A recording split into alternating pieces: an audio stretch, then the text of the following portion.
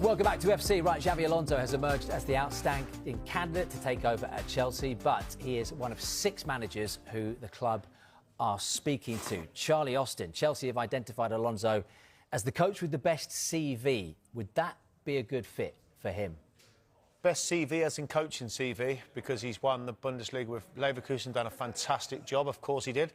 Then went to Real Madrid in the dressing room full of egos and power players and power plays and all that kind of stuff, and it didn't work out and he left. So if we're going off that's the CV, then absolutely fine. I think what they need to realise as well, looking at it, is he used to be a Liverpool player, and if he doesn't get off to a good start, or in 10 games or 15 games in, they're mid-table, not where they want to go, and they've been knocked out of the League Cup, etc., then the heat from the Chelsea fans is going to come towards Xabi Alonso being the manager. That is the obvious, for me, negative towards Xabi Alonso. And not just a Liverpool player. At the time when Liverpool-Chelsea had some real beef. I know they still do, but come on, Rafa and They had Mourinho. monster rivalries, didn't they? It was Lampard, Terry, Drogba.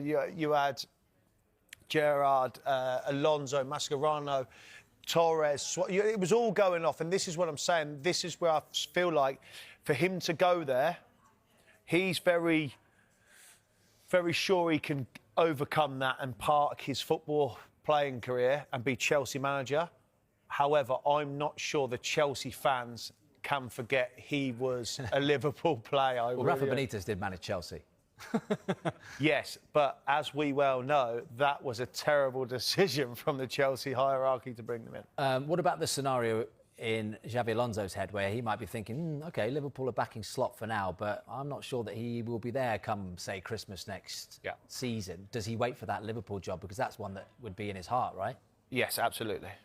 I think it's just as easy. It depends on how quickly he wants to get back into football and how quickly he wants to get into day in, day out managerial life again. Or is he happy just biding his time and waiting? I think everybody knows, looking from the outside in towards Liverpool, if they don't go off to a good start, the pressure will really be on Arne Slot as much as it is already now. If they do not get off to a good start next season, the pressure will heat up even more. So it all depends on that. On the Liverpool job is how long does Xabi Alonso want to stay out of football for? So if you're ruling Alonso out of this, right, the other managers in the frame, head coaches, Andoni Iraola, Marco Silva, Oliver Glasner, Cesc Fabregas, and the ex-Flamengo boss, former Chelsea player, Felipe Luis. Yeah. So go on. Marco Silva, what gives Marco Silva on his CV to be able to take a job like Chelsea? Because we can say he's done a good job at Fulham, but what, just cementing them in mid-table Premier League? Because we see it all the time. Have a good start, a good middle. Then it comes to the crunch point where they can get into European places. They just fall off. Watch them at the weekend. Bournemouth blew them out the water.